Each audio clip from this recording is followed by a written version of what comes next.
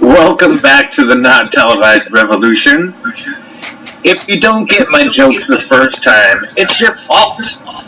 Listen to them again until you laugh out loud and know that I love you.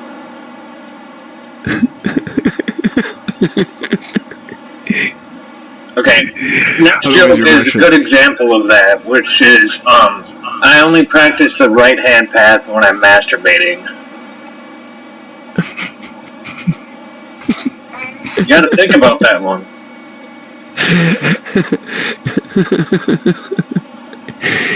So, how are you doing today, Dale? Good enough. Actually, better than good enough. I haven't been hungover yet today. That's good. That's good. I'm putting that out till tomorrow.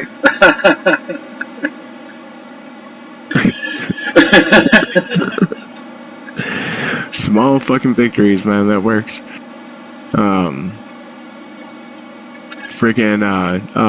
Where did you want to start? Did you just want to dive right into it?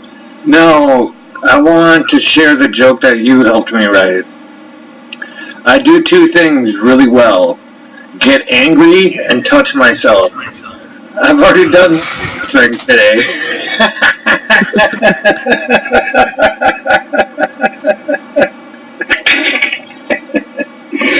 But only with the right hand because we're happy.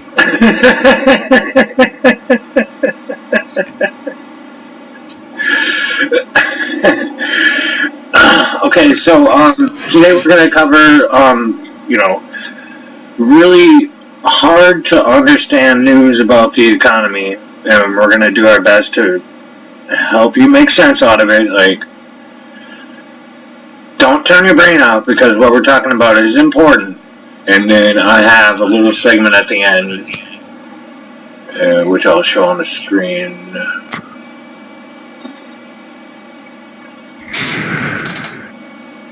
A little less ready than I thought I was. Well, no. So go ahead. Start off with your Bloomberg article. Okay. Well, Bloomberg thinks that in September the European Central Bank is going to do a further rate cut for a further interest rate cut into negative territory again. Now, the European Central Bank has been in negative territory since 2014, but they have been trying to escape negative interest rates, and every time they start to approach it, it seems like everything slows down and starts to seize up on them again. And it's kind of like it's been a trap for the last 5 years that they haven't seemed to been able to escape yet. And it doesn't seem like it's going to happen anytime soon either.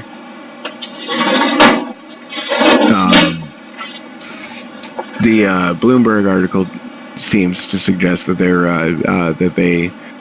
are kind of already planning it, and everybody in the market is doing. I kind of want to try to do like economics for dummies, if you get what I'm saying. Like, okay. So what are interest rates? Okay, so when generally the bank doesn't have any money. What they do is they borrow money from a central bank at interest. But the interest rate is set.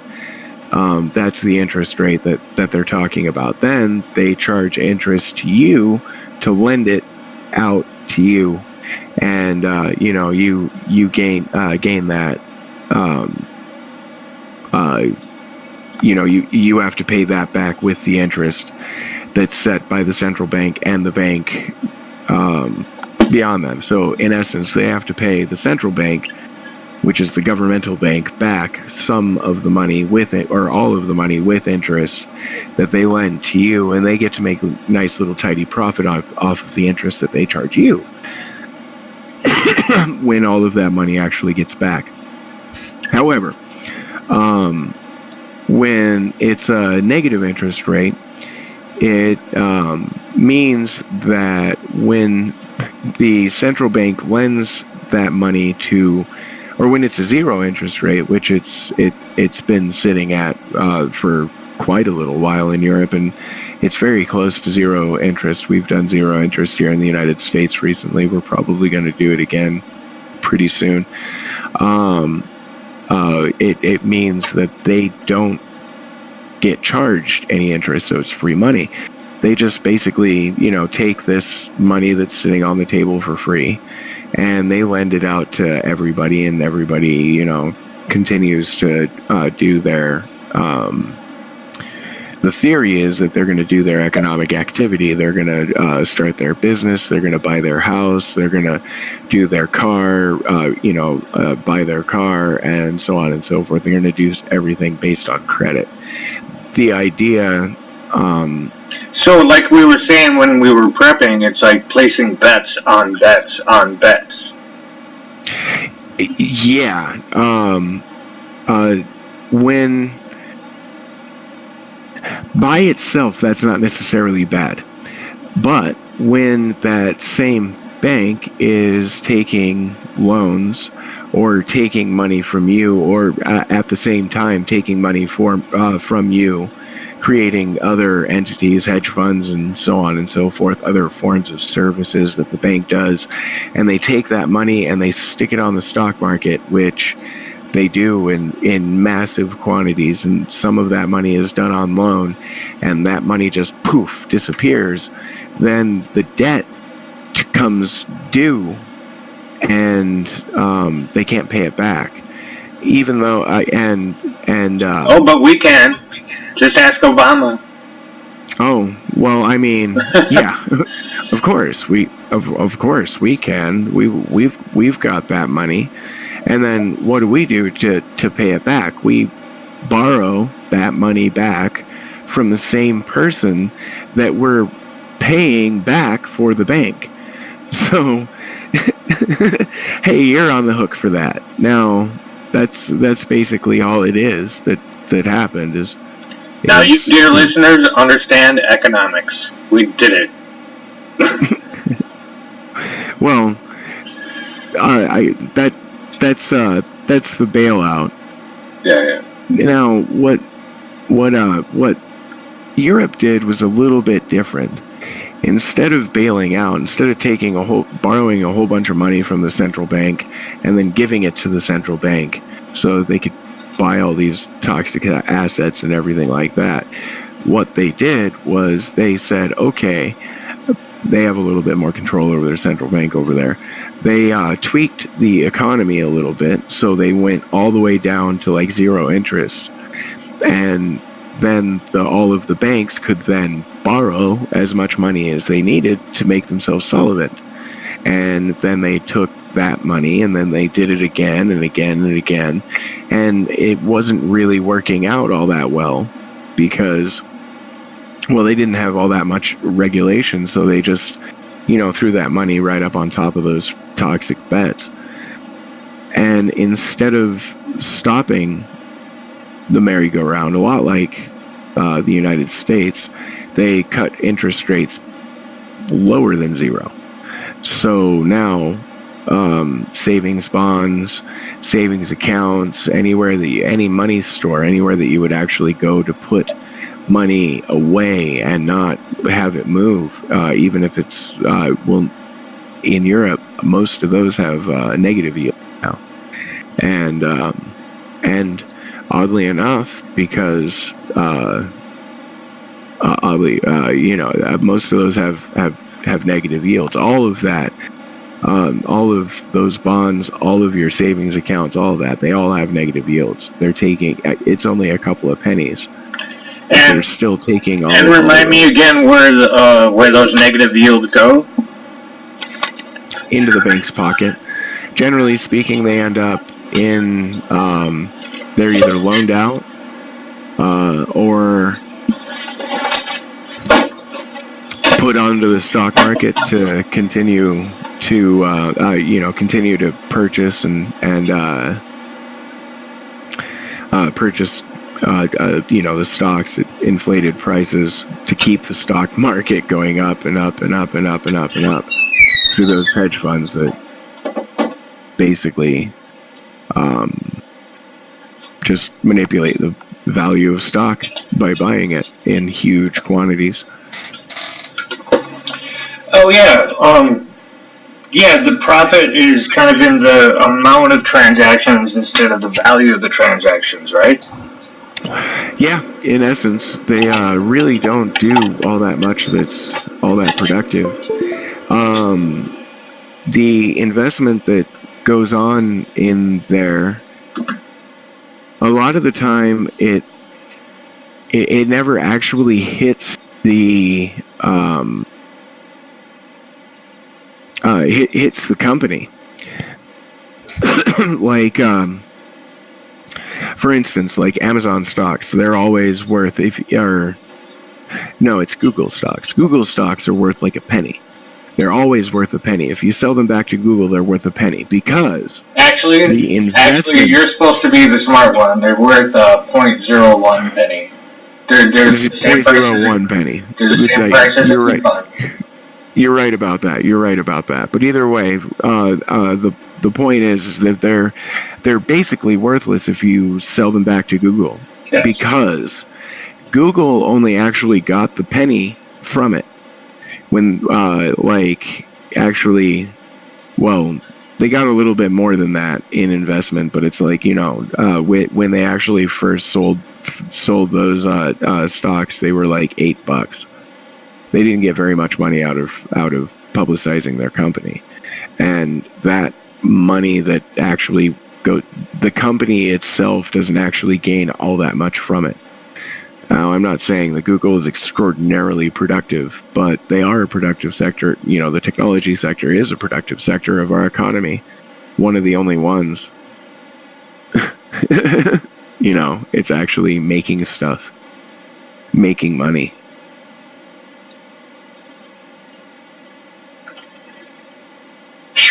I'm supposed to have a good question for you now. How can we describe to people like how this is showing signs of our current system like struggling and like writhing in its death throes? It's a combination of things. So, like,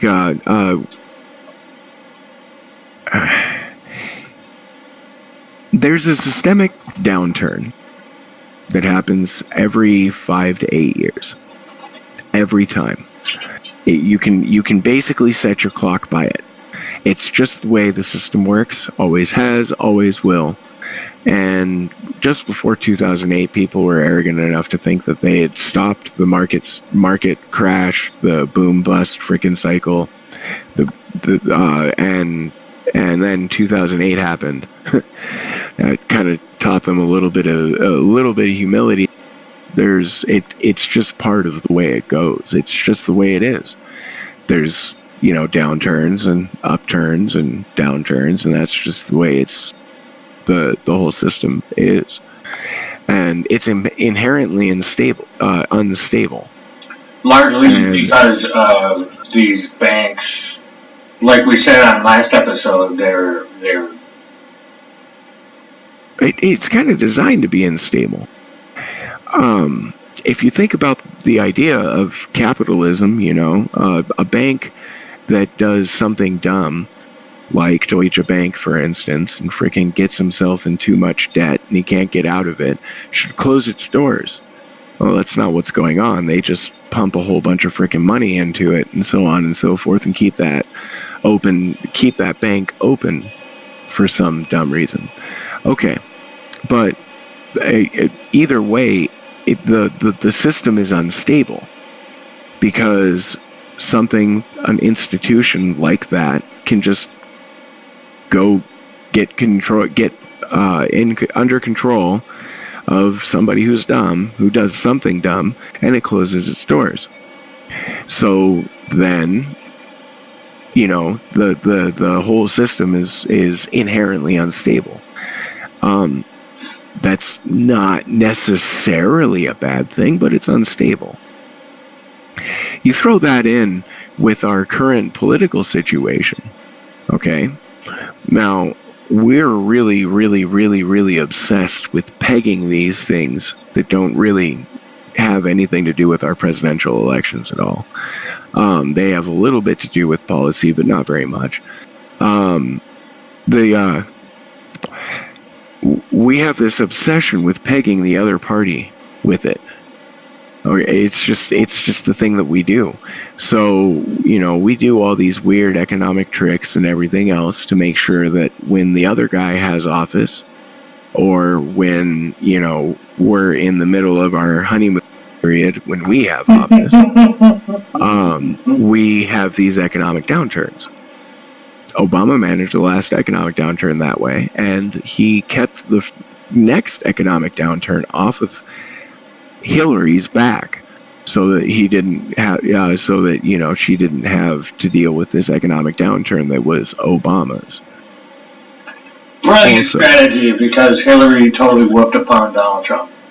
Well, yeah, of course, that worked out well.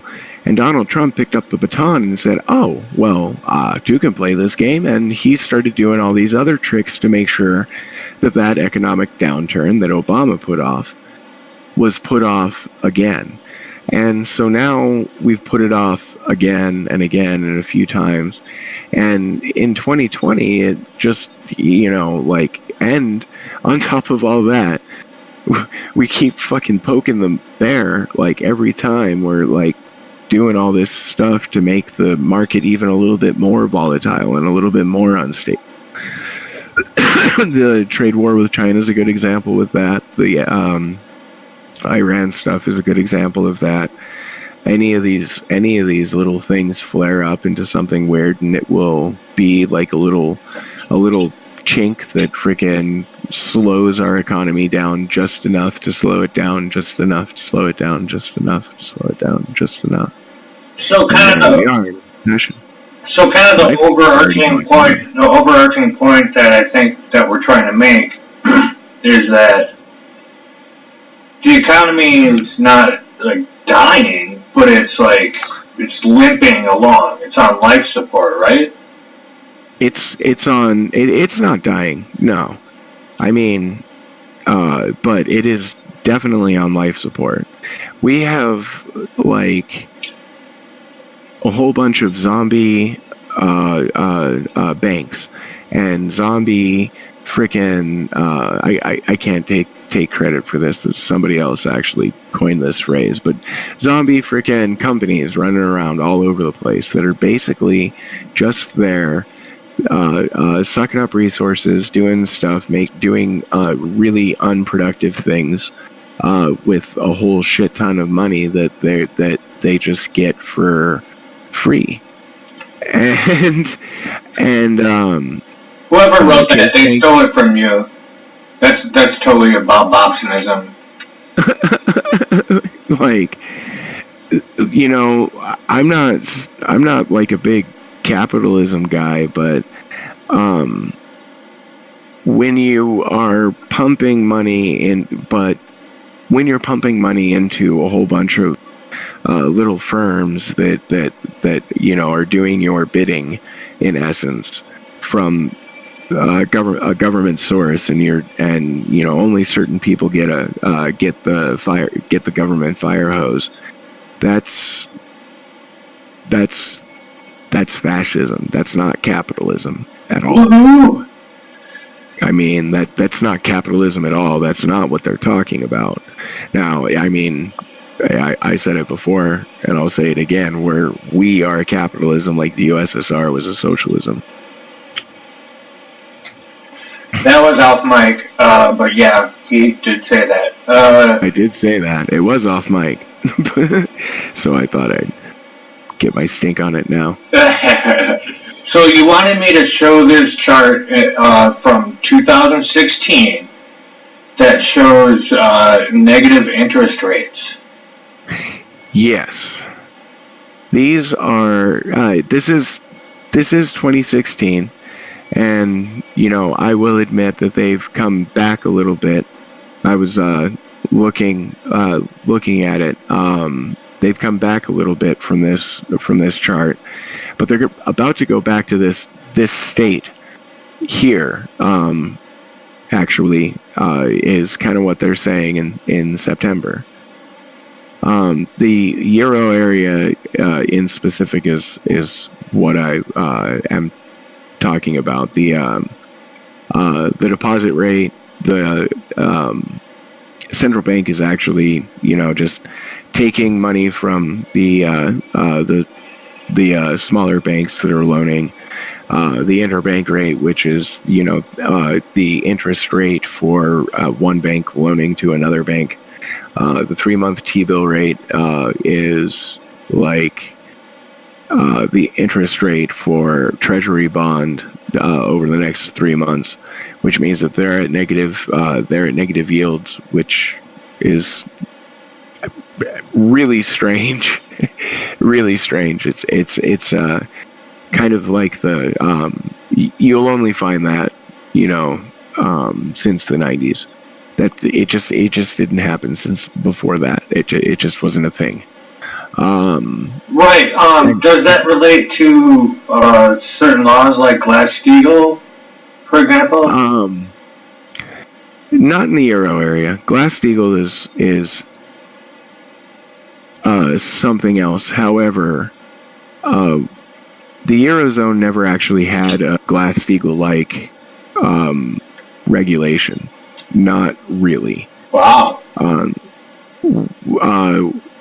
Certain countries had those sorts of regulations. But the European Union itself. I wanted to make this like sort of a economics for dummies show. Glass-Steagall basically says you have to separate the investment portion of your bank from the regular consumer portion of your bank. And the investment portion of your bank is where you get to just basically buy stocks and gamble and hope that someone's gonna buy them back for more. But the reason why is if there's an economic downturn, like happened in 2008, and there's a huge stock market crash, and the banks can't pay back their debts. They can't pay out the money that they owe you on your savings, which is not a good thing at all. Which is why the bailout happened. They didn't have enough money to cover all of their deposits. I warned everybody. This is going to be kind of a murky, hard, difficult episode to get your head around. I admit that, but if people caught wind of it and figured out that there wasn't enough as much money as possible, that's why they were saying it was a crisis. It was having to do with real estate. It was the real estate bubble. It was the banking crisis. Yeah. It was a banking crisis. They didn't have the money. If there was a run on the bank, everything would have freaking totally gone awry, because one day there just wasn't enough cash. And don't we have something like 4 empty houses for every homeless person in America? It's something crazy like that. I thought it was like 2.5. Yeah, but that's nuts. Yeah, it is. It's insane. Man. The town that I live in,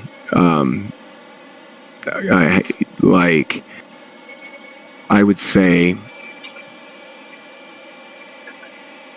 20% of the properties in the whole town are just standing empty and rotting.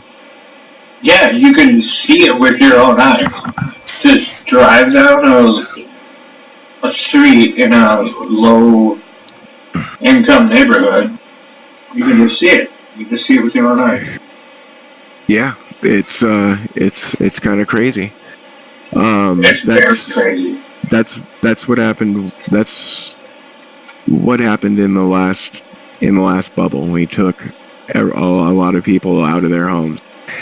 Some places like California and everything like that, they made it out of it because investment banks and investment people in China were trying to hide their money offshore here because they have some crazy taxes and stuff like that. So they were buying a lot of property in all kinds of places. Same with Russian investors in London buying a whole bunch of property in London, driving up the property values in the areas around them. Right. Then the people can't afford it. So I think we did a good enough job of explaining why you should pay attention to this. Would you like to move on to another article that you shared? Yeah, let's move on. Which one? You sent me 2 CNBC articles. Oh, okay. Well, the European Central Bank we already talked about the European Central Bank's cutting its interest rates, but the Fed also announced today that it's going to cut its interest rates as well. And this is kind of interesting because our interest is extraordinarily low. We're actually we're really, really close. I think we're at I think we're at 1.2% overall interest, which is extraordinarily low in the first place. I'm gonna play the dummy here. But so 1.2 interest rate, is that over a year? Like if I borrow $1 from you today, I owe you $1.20 next year? $1 and 2 cents? a penny and a third of a penny next year is how much you would owe me theoretically. And yeah, and that is kind of just how that works. But yes, but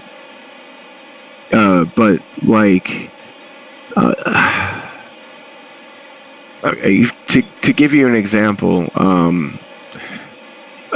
interest was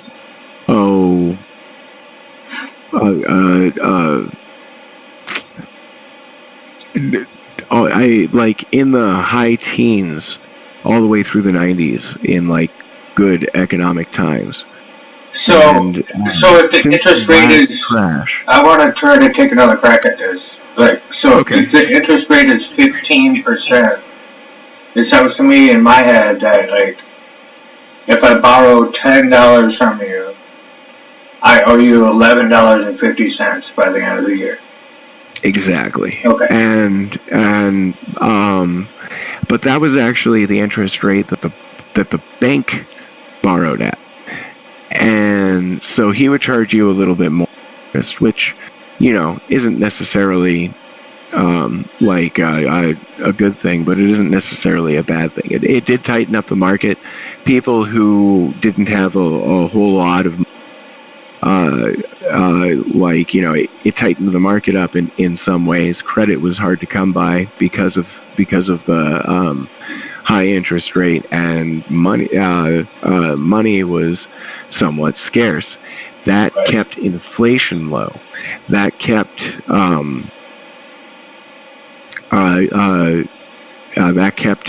inflation low, and it also meant that it was advantageous for us to keep our currency inside the United States, and then we would put it out in little small places here and there every once in a while. When we did foreign investment, that would actually take pieces of our economy out of our economy and put it there. Well, we put a whole lot of our economy out in the world, so we needed to ease it with we needed to make more currency. So the easiest way for us to make currency is by loaning it. All right. So we took down interest rates, which meant that more money was loaned, which meant that more money was created, which meant that more money was out there. Yeah. And then we did it again and again and again, and then we hit 2008, and we have. But it's not sustainable. That's kind of the point of the whole episode. right? It isn't, not really, because for a couple of reasons. Systemically, like every time we do that, we devalue our currency a little bit more. Every time we make more dollars. And so every time we do this on loan, we are collectively devaluing our own currency. And that's the definition of inflation. Exactly. That's how inflation works. Yeah. When we're creating more money, but we're just doing it through the banks because they're loaning it to us, we're still creating money. It's not exactly quantitative easing, but it's still doing basically the same thing. I'm glad that you actually happening the word from the top down. Yeah, it's not going to anyone else. That's why I'm glad that you threw out the word fascism, because it's really the corporations in control. Yeah, they're the only ones that get this fire hose. And by the fire hose, give me a turn. By the fire hose, what I think we're talking about is the velocity of money. Like, money goes from banker to banker, and we all fall down. Don't make me torture you with nursery rhymes. But if we actually give people wages, the velocity of money will go from people to people. Well, yeah, absolutely. But then, like Alan Greenspan said, if we have wages, then, we'll be more worker secure. If Alan Greenspan actually said that worker insecurity is a kind of a good thing, and he likes it. He thinks that that's a wonderful thing. It's made the economy run quite well, and it's created significant profits in the private sector. And yeah, he said that to Congress. Yeah. While he was sitting in front of everybody. Yeah, I had that video on the screen. And we didn't go and grab our fucking pitchforks and just... No shit.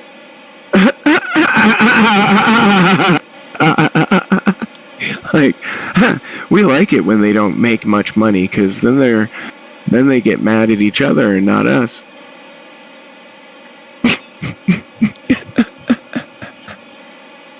Welcome to the not televised revolution. We tell you the news that's it's hard for you to accept it, and it's hard for us to accept it too. Yeah. Right? But we don't try to help you understand it. All right, we do this because we have to. Go ahead. But yeah, anyway, the Fed is going to cut its own interest rate, and we're going to have to look at it. It's really low as it stands. As I said, Trump's been trying to put off the economic downturn that Obama put off, but sooner or later this economic downturn is going to take place. And if the Fed has already kind of overextended itself to put it off, it's going to be worse, a lot worse. And but of course, we're all talking about getting elected, and we don't really care.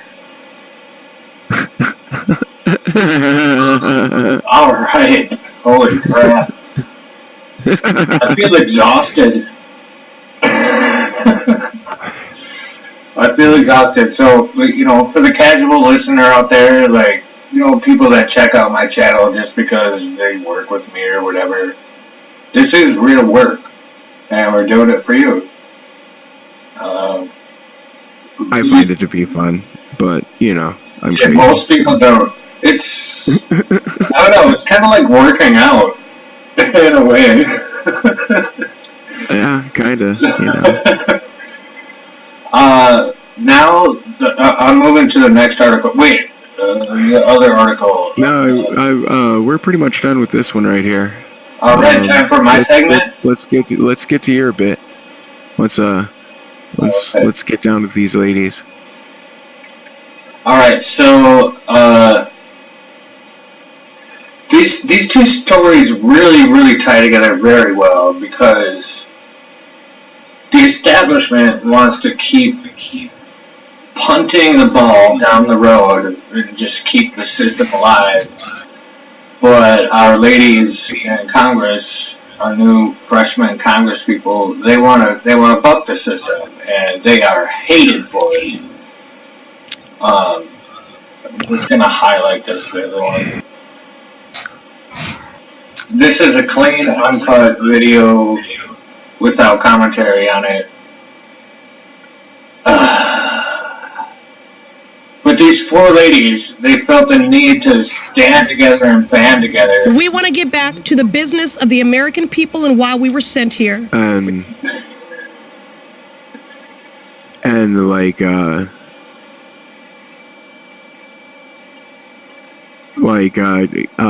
stand up to the douche nozzle in charge.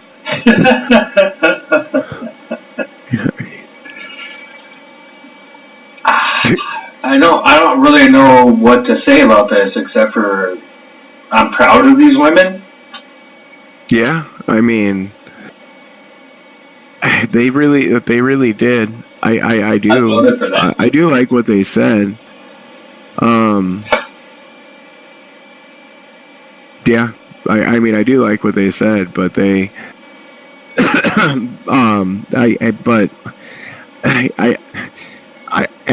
I don't understand the whole, like, Pelosi, what the, I just don't understand what Pelosi could possibly be getting out of it. Money, out of any of this. I mean, money. But if anything's going to end your gravy train in frickin' San Francisco, that's going to be it, don't you think? Like, just seriously? No. I think establishment Democrats are going to bully the freshmen because we're a threat. I've had people ask me to run for office. And I'm getting better at putting it in my head, but at first I was like, oh, they're going to dox me, they're going to find something embarrassing I did when I was a kid, and they're going to destroy me with it. Which is true, but fuck it. I still got to fight for the people, right? Yeah. I mean, I've thought about it. I was going pretty freaking serious with it. I went pretty far with it. Man, it. So this is where we just jam. It's not a small undertaking. No, it's not. And like, we have every reason in the world to like. I'm getting goosebumps. I'm so proud of these women. So freaking proud. Yeah, absolutely. Absolutely. I like AOC? Yeah, I mean I like these all of these ladies a lot. AOC, and I like Ilhan Omar particularly well, only because she, you can tell you found somebody that's really special when they're universally hated by everybody in Washington, left and right. Nice. And she's got a special little place in everybody's heart. Like, for some reason, everybody goes right after her. And man, like, I really like her a lot. Like, AOC's got a lot of attention on her and everything like that. But Ilhan Omar is been in my opinion, like, she's just fucking awesome. I like that woman a lot. That's kind of what makes this kind of a part 2 to last week's episode. And I've put it out there that I had the opportunity to vote for Ilhan Omar, and it's hard for people to get. It's hard for people to understand. But I lived with the Somali community for years, probably like 6 years at least. And I know if they pick someone to be a badass, it's because they're a badass, right? It's hard to explain. They suck at sharing the road. They suck at choosing perfumes. But they're awesome people. I don't think that well.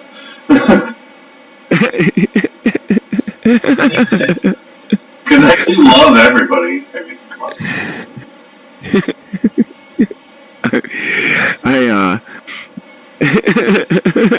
I hope that didn't come off bigoted because I voted for it. You know, come on. No, people are people. It didn't to me, man. But I'm a dirtbag, so. Imagine how proud and happy I would be to be a New Yorker voting for AOC. It would probably get kind of obnoxious. She's such a badass. I love that lady so much. She is. She definitely has the spotlight on her. Yeah. Like, I'm honestly, like, really kind of worried about her because she's.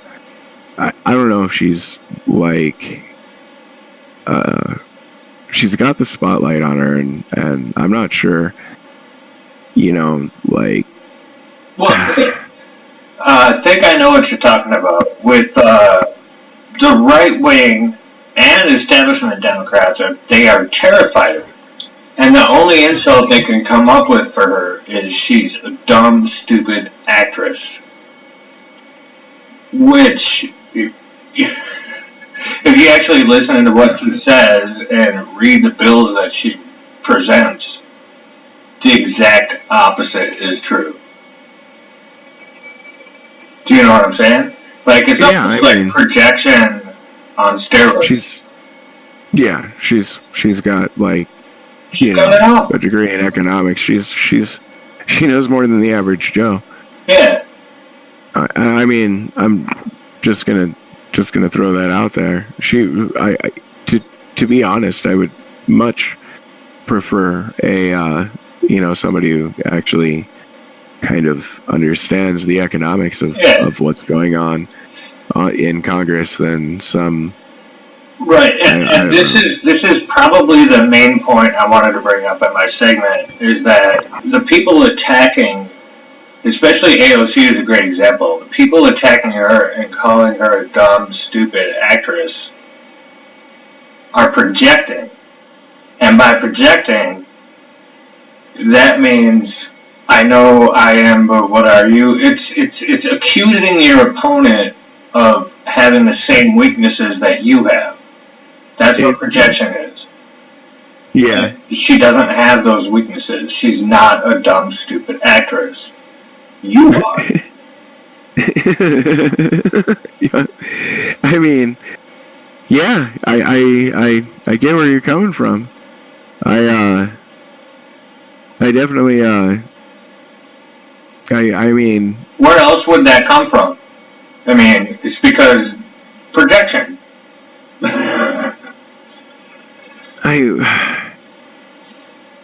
It is really interesting where it comes from. Like,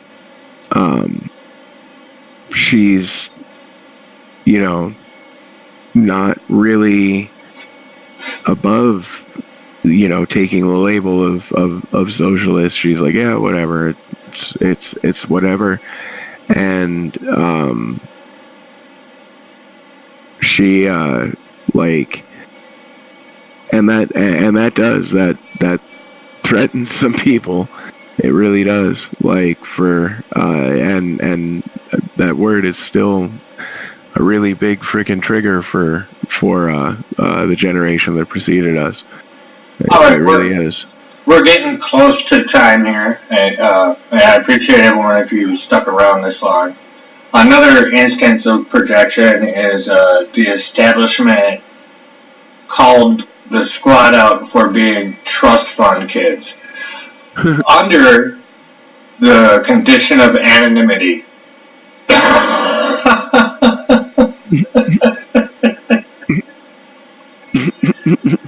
Which one do you believe?